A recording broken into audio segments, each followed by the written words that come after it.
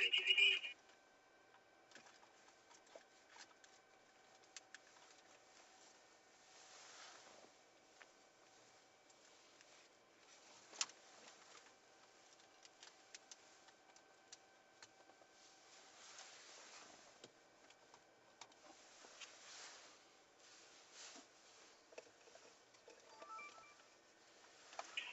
318, did you copy the call? Yep, first one.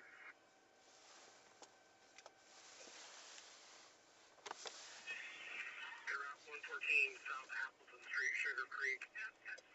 Your patient's 83-year-old female, chest pain, also arm pain, and clammy.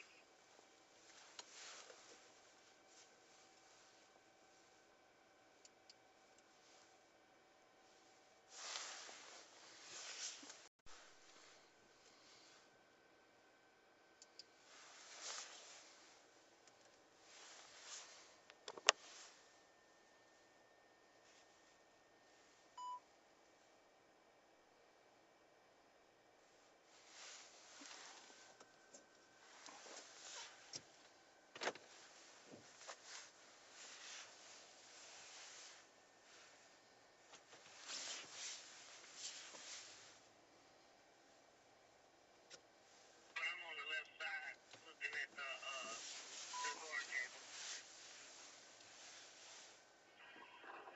Yeah, I'll show the road back open. You just on left shoulder at 259.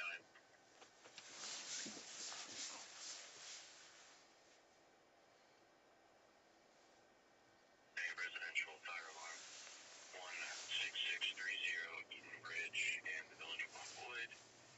Showing general fire alarm. They've made no contact with the residents. Time's up 300.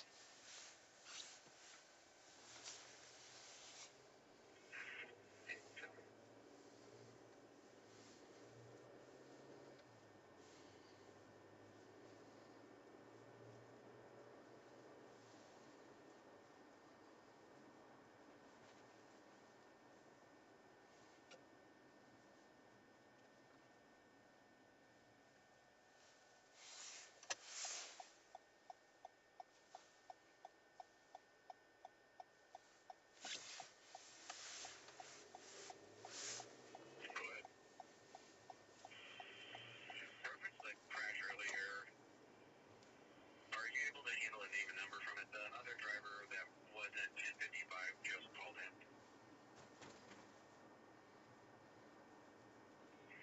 Okay. Yeah, you can send it on my cell phone. So 24, we've already disconnected. We'll send you the name and number. Okay.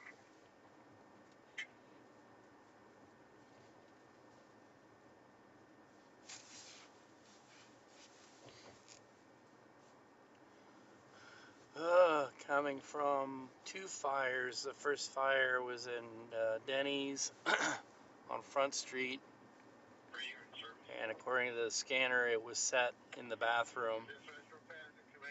And I guess it was out really quick, but it was very smoky and cleared out the restaurant. And, they caught the guy at the Quick Trip about 2 doors down.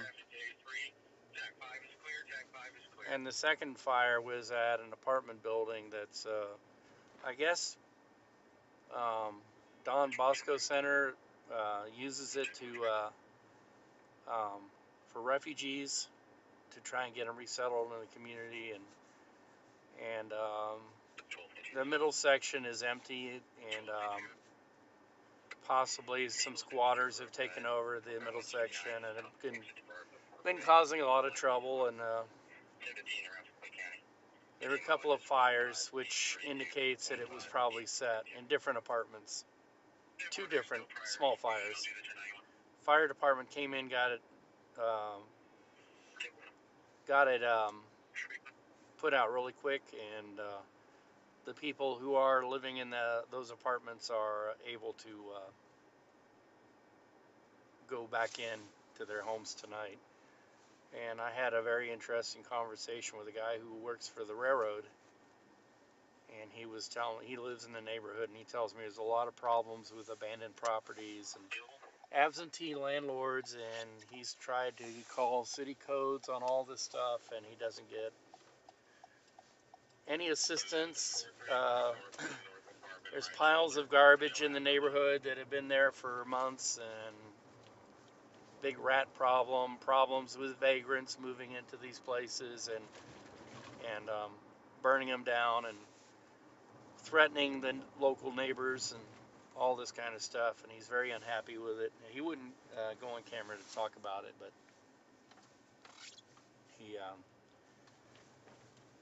he sees that there is a real problem. And we talked at length about how it seems like there are large investors who buy up properties in these cities and just leave them abandoned, and essentially it seems like they're making money by collecting insurance when somebody goes in and burns it out, and the city doesn't seem to be able to do anything, and so firefighters have to respond, and police have to respond to this stuff over and over and over again. It's constant. I've jokingly nicknamed it the situation vagrant house fires, because usually it's vagrants who set them, and the houses themselves are vagrant, not necessarily vacant, but vagrant, as in, I don't know. But it seems like the law falls short, especially, I don't know, in these times when it seems like there's a lot of corruption happening right now, and it's very unfortunate, because people, they just want to live their lives, and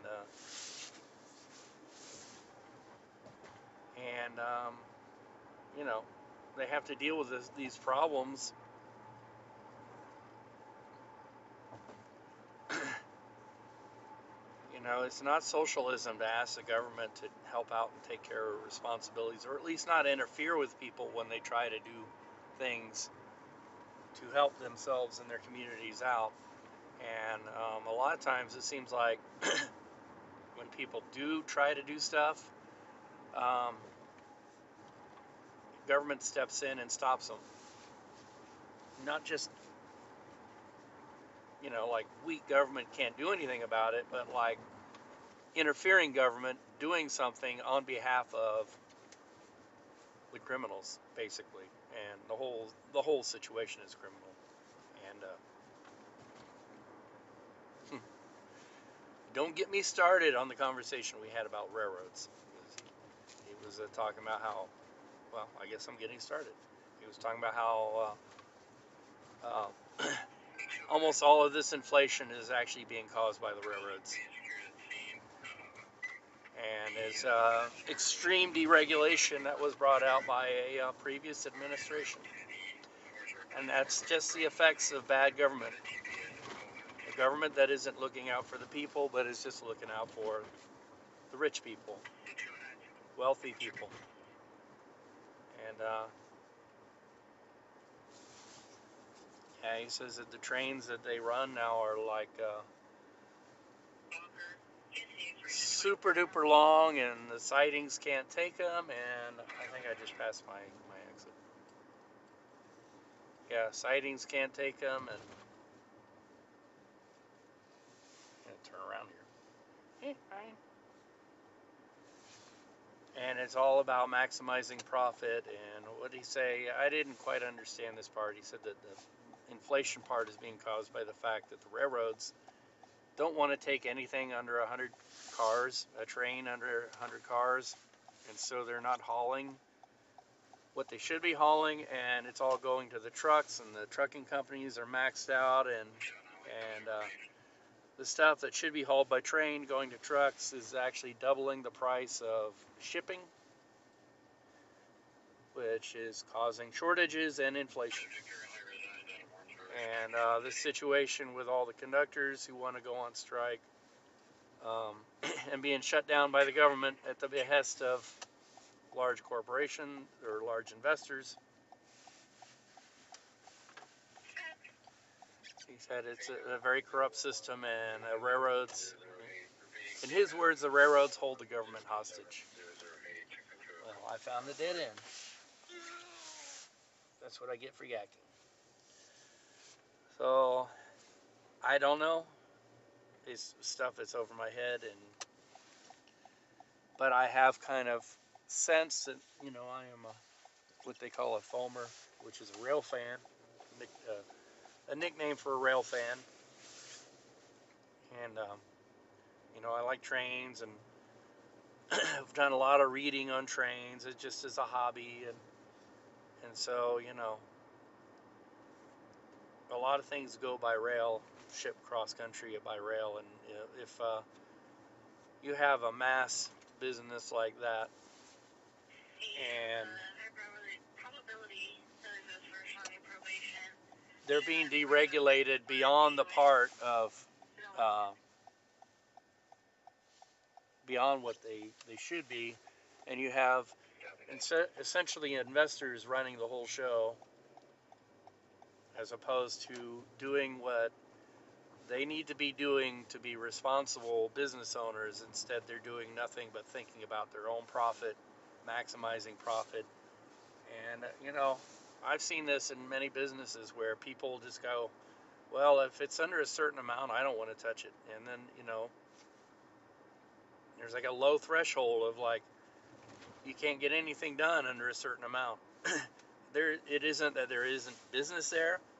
It's just that people don't think it's worth it. They want to make as much money as they can for doing as little effort as they can. And when those people are shippers, guess what happens? And everybody's just playing nice and dancing around the issue and not saying, what's really happening. They're just kind of saying, well, it's the effect of this or that. And I don't know, it's the effect of greed. That's what's going on. And when we've had an extreme laissez-faire attitude, which is proven to not work in American history, laissez-faire does not work. Government has a responsibility to the people, and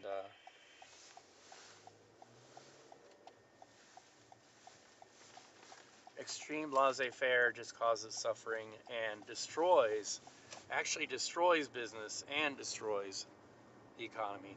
It doesn't help. And essentially you got a very small minority of people getting very, very rich, and at the expense of everyone else. And that's what it is. And they get so rich that they can essentially control their environment, which is a nice position to be in for them, but is a horrible position for us, the people.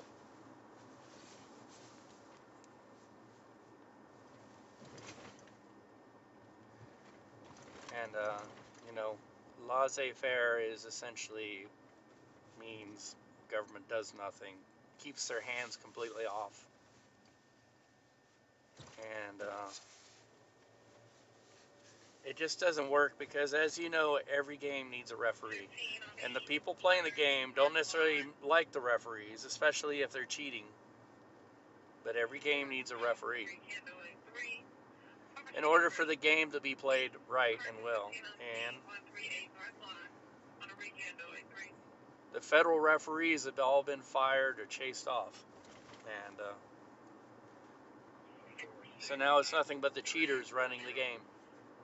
And the game is not fun anymore. And we all know that. There's a sports analogy you can get behind. We all know that. We've seen it. We've watched it. We don't always like it when the referees make a bad call, but hey, we see the need for referees. Well, I've been intending to come to this Quick Trip all night to get gas, and I've discovered this is probably the closest truck stop Quick Trip in the city. And I've noticed that truck stop Quick Trips carry a lot of stuff and are cleaner and better than the usual average. A lot of truck stops are like that. They have more merchandise and Like this one, when I came in the other night, the donuts were definitely fresh. I didn't eat any donuts. I don't need any donuts, but I noticed they were fresh. So plus they carry a lot of other things, and the bathrooms are really clean, which is a big thing for me. Alrighty, time to get gas, Booch. I've been here because the Denny's that I was talking about is like next door to this place, but I haven't been able to make it to the Quick Trip, so woohoo!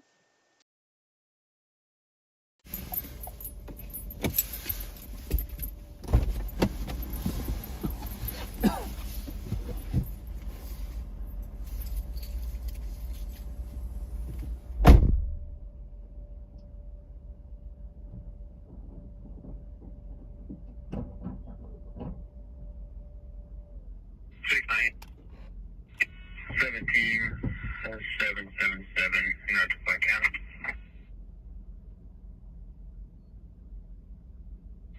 10-4, clear.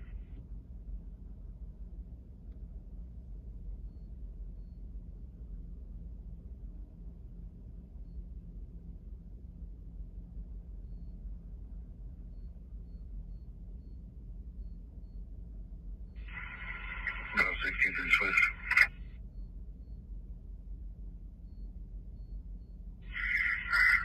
You want me over 25.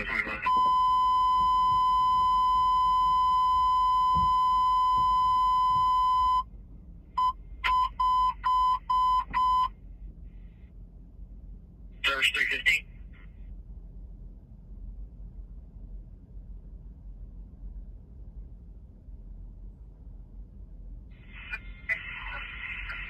I'm at 1, engine 1, EMS call on a restoration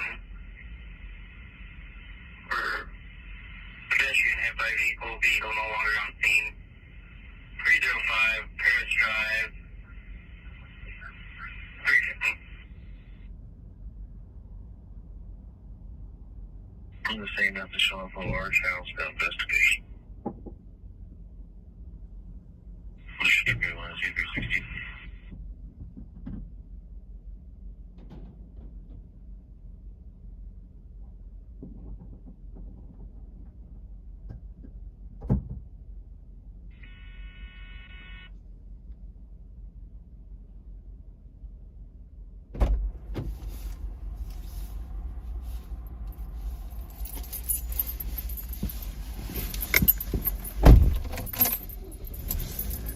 Oh, it's freaking cold out.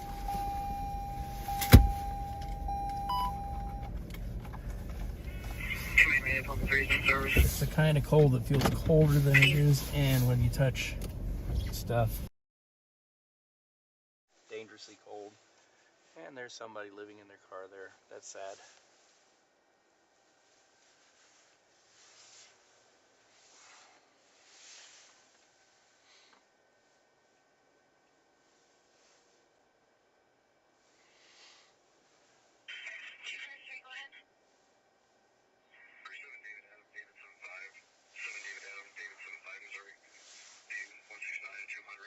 Time for the restroom break.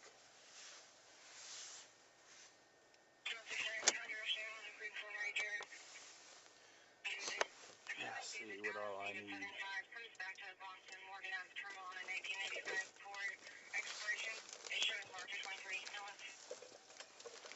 I need to get rid of this trash.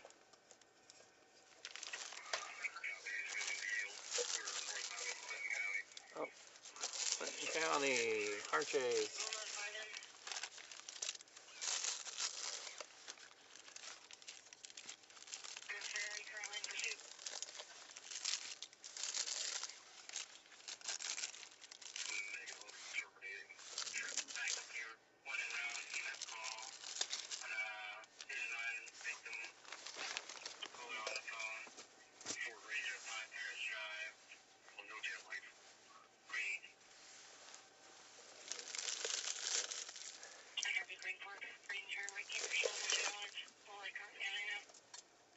I have Gatorade. I have two things of Gatorade. I have tea,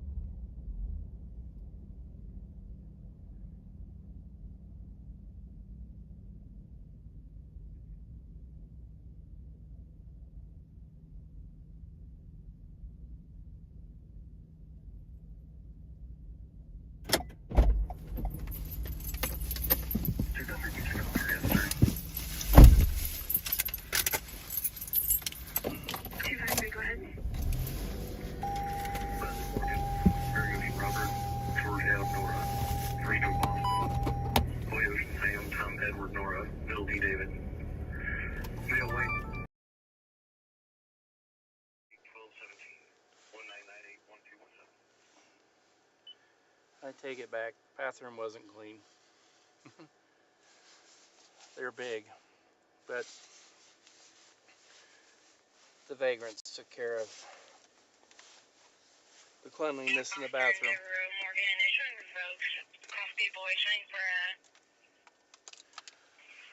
I don't understand.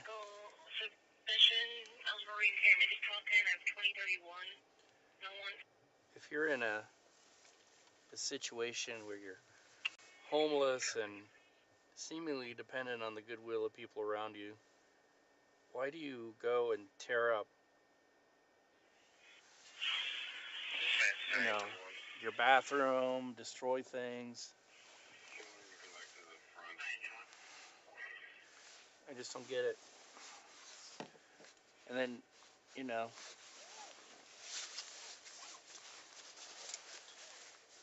people get gun shy. They don't want vagrants around them. Well, unfortunately, they put everybody in the same category, homeless, houseless, or vagrants. And those are not even categories because, the vagrants are people who commit acts of vagrancy, which are not positive acts, like vandalism.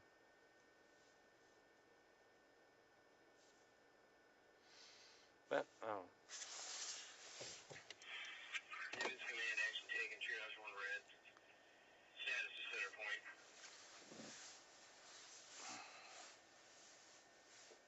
we have code red.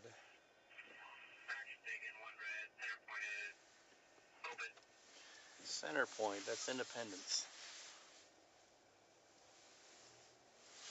What is this code red from?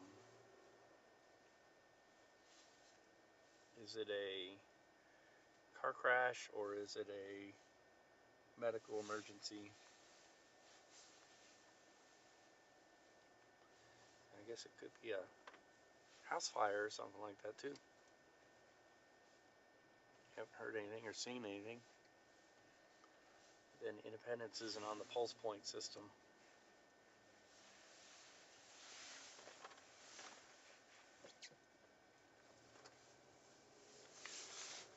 And I don't know what is up with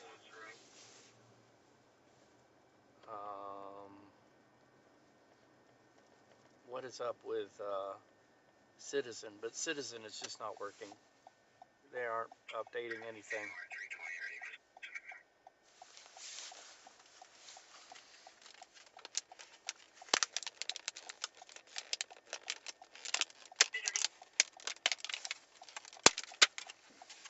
Let's see if I can have a brat here. A brat.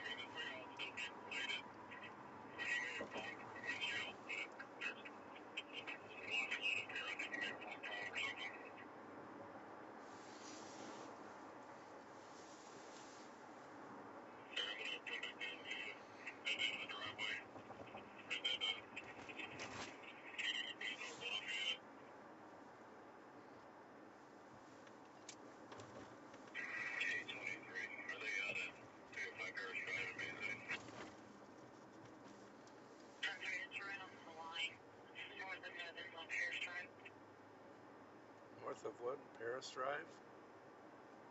I think we may have two different scenes on how Lafayette County is saying that. Lafayette County.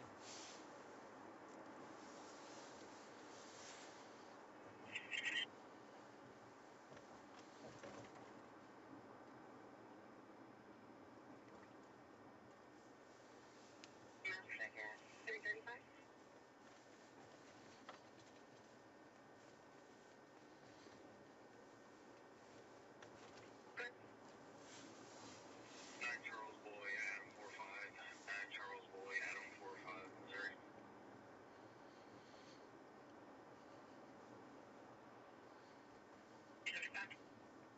Sorry, 1318, if you want to come leave Lafayette County up there by the vehicle and come eastbound on the road down here to where I'm at.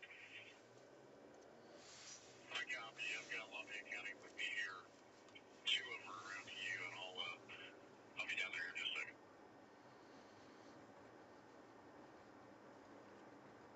Okay, 22 to 18. Are you units there at that Graf Drive or at the other vehicle? It's going to be right on Nivens. Just head to the location there at Nivens. And I'm not sure if the 100 block you'll see Nivens Command Sergeant on scene with County at the physical MBA. Sorry, X-ray boy 5, Robert 8 boy, X-ray boy 5, Robert 8 boy. On scene at the physical MBA, can you advise which police agency is on scene? City of Oak Grove PD and Lafayette County. How you guys doing? From Independence area. Or do you need us? Well, I can't help you just yet. That's going to be 613. He's at the, what could potentially be a crime scene right now. 613, I'll let you make that call. Just start coming this way, and we can probably use it once you get down here. I got two Lafayette County deputies on